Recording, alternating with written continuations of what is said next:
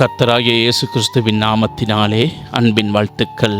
வேதாகம பகுதியில் நாம் இன்று காணப்போவது தெபோராள், ரெபேக்காளின் தாதியாய் இருந்தவள். வேதாகம பகுதி ஆதியாகமம் 24:59-35. தெபோராள் ரெபேக்காளை சிறுவயது முதல் கவனித்து வந்த தாதி பெண். ஆபிரகாமின் ஊழியக்காரனான எலியேசர் ரெபேக்காளை தனது எஜமானனின் மகன் ஈசாக்கிற்கு மணப்பெண்ணாக தெரிந்து கொண்டு வீட்டிலிருந்து அவளை அழைத்துக் கொண்டு போனபோது ரெபேக்காளின் வீட்டார் ரெபேக்காளோடு அவள் தாதியையும் அனுப்பி வைத்தார்கள். ஆதியாகமம் 24:59. அனுப்பும்போது அவளை வாழ்த்தி நீ கோடா கோடியாக பெருகுவாயாக என்று ஆசீர்வதித்து அனுப்பினார்கள். இந்த வாழ்த்துதலின்படி ரெபேக்காளின் கர்ப்ப பிறப்பின் மூலம் உருவாகும் சந்ததிக்கு தெபோராள் தாதியாக பணி செய்து பிள்ளைகளை வளர்ப்பதற்காக அனுப்பப்பட்டாள் என்று தெரிகிறது. இவளை பற்றிய அதிகமான விவரங்கள் வேதத்தில் சொல்லப்படவில்லை. முற்பிதாவாகிய ஆபிரகாமுக்கு கர்த்தர் கொடுத்த வாக்குத்தத்தம், உன்னை மிகவும் அதிகமாக பலுகப் பண்ணி உன்னிலே ஜாதிகளை உண்டாக்குவேன், உன்னிடத்திலிருந்து ராஜாக்கள் தோன்றுவார்கள் என்று ஆதியாகமம் 17:6 என்பதாகும். இந்த வாக்குத்தத்தம் ஆபிரகாமின் மகன் ஈசாக்கிற்கு அவன் மனைவி ரெபேக்காள் மூலம் நிறைவேற வேண்டும். ஆனால் ஈசாக்கின் மனைவி ரெபேக்காளுக்கோ 20 வருடங்கள் பிள்ளை இல்லை. இந்த நாட்களில் தெபோராள் ரெபேக்காளின் வீட்டு காரியங்களுக்கு உதவியாக இருந்து குழந்தை பெற்றிற்காக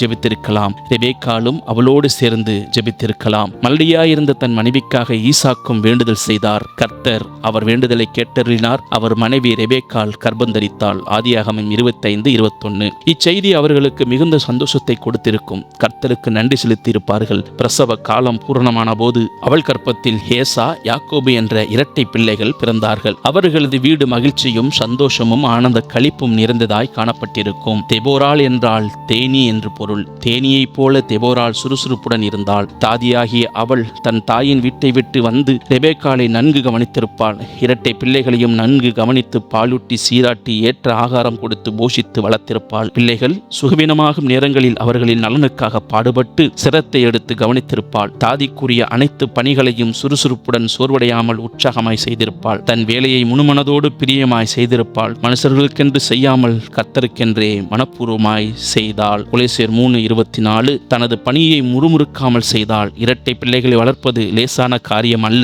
இந்த கடினமான பணியை பொறுமையோடு ஏற்றுக்கொண்டு பிள்ளைகளை நல்ல முறையில் வளர்த்து ஆளாக்கினாள். இவள் ஏதும் தவறு செய்ததாக வேதம் சொல்லவில்லை. ஈசாக்கு, ரெபேக்காள் வீட்டில் இவளும் ஒரு குடும்ப அங்கத்தினளாக இருந்து செயல்பட்டாள். அவர்கள் துக்கத்திலும் கஷ்டத்திலும் சந்தோஷத்திலும் பங்கு கொண்டவளாக இருந்தாள். கானானிய பெண்களாகிய ஏசாவின் மனைவிகள் ஈசாக்கு, ரெபேக்காளுக்கு மனநோவாய் இருந்தார்கள். ஆதியாகமம் 26:35. அப்போது தெபோராள் அவர்களை ஆறுதல் படுத்தி இருப்பாள். தன் தகப்பனால் தன் மாமன் லாபான் குமாரத்திகளுக்கு பெண் கொள் என்று லாபான் வீட்டிற்கு அனுப்பப்பட்ட யாக்கோபு லாபானின் குமாரத்திகள் லேயாளையும் ராகேலையும் திருமணம் செய்து பிள்ளைகளை பெற்றபோது தெபோராள் யாக்கோபின் பிள்ளைகளை வளர்க்க உதவியாக அங்கு சென்றாள். யாக்கோபு தான் சிறு பிள்ளையாய் இருந்தபோது தெபோராள் தன்னை நன்கு கவனித்து வளர்த்ததை நினைவு கூர்ந்து தன் தாயிடம் தெபோராளை அனுப்பச் சொல்லியிருக்கலாம். லாபான் வீட்டிற்கு சென்ற தெபோராள் லேயாள் ராகேலுக்கு ஏற்பட்ட சண்டை, ராகேல் லேயாள் மீது பொறாமைப்பட்டது போன்றவைகளை கண்டு அவர்களை சமாதானப்படுத்தி இருப்பாள். யாக்கோபின் பிள்ளைகளை தாயின் அடுத்த ஸ்தானத்திலிருந்து நல்ல ஒரு தாதியாக கவனித்திருப்பாள் என்பதில் சந்தேகமில்லை. யாக்கோபு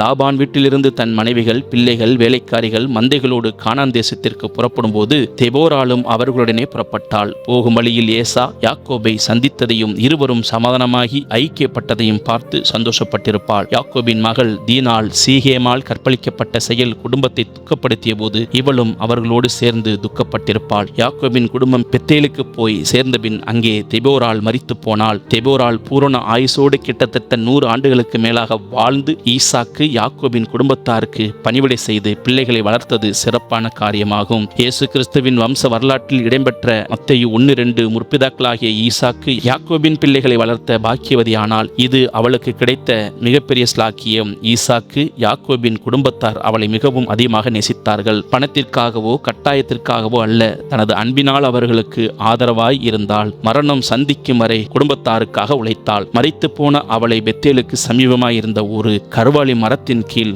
அடக்கம் பண்ணினார்கள். அதற்கு அல்லோன் பகூத், அழுகையின் கருவாளி, புலம்பலின் கருவாளி என்னும் பேர் உண்டாயிற்று. ஆதியாகமம் 35:8. தெபோராளின் மரணத்திற்கு பின் யாக்கோபின் குடும்பத்தார் பிரயாணத்தை தொடர்ந்தபோது ராகேலுக்கு பிரசவ வலி ஏற்பட்டு யாக்கோபுக்கு 12வது மகன் பென்யமின் பிறந்தான். ஆனால் ராகேல் பிரசவத்தில் மரித்து போனாள். ஒருவேளை ராகேலின் பிரசவ நேரத்தில் தெபோராள் மரிக்காமல் இருந்திருந்தால் காரியங்கள் வித்தியாசமாக இருந்திருக்கலாம். தெபோராள் தாதியாக பணியாற்றியது போல பலதரப்பட்ட பணிகளை செய்து கொண்டிருக்கிறோம். நம்முடைய பணி மனுஷர்களை பிரியப்படுத்துவதாய் இருக்காமல் கர்த்தரை பிரியப்படுத்துவதாய் இருக்க வேண்டும் என்று தெபோராள் நல்ல பாடத்தை நமக்கு கற்றுக் கொடுக்கிறாள். கொலோசியர் 3:24. வேலையில் ஜாக்கிரதையாக இருப்பவன் ராஜாக்களுக்கு முன்பாக நிற்பான் என்று நீதிமொழிகள் உறுதி வழங்குகிறது. இது உண்மை. நீதிமொழிகள் 22:29. நாம் எந்த வேலையை செய்தாலும் அதில் கண்ணும் கருத்துமாக முழு முயற்சியுடன் ஈடுபட வேண்டும். எப்பணியையும் தேவன் காண்கிறார் என்ற தெளிந்த பார்வையுடன் செய்ய வேண்டும். நம்முடைய பணியில் நாம் ஜாக்கிரதையாக இருந்தால் பிரதிபலன்கள் சொந்தமாகும். நம்முடைய பணியை ஜாக்கிரதையோடு செய்து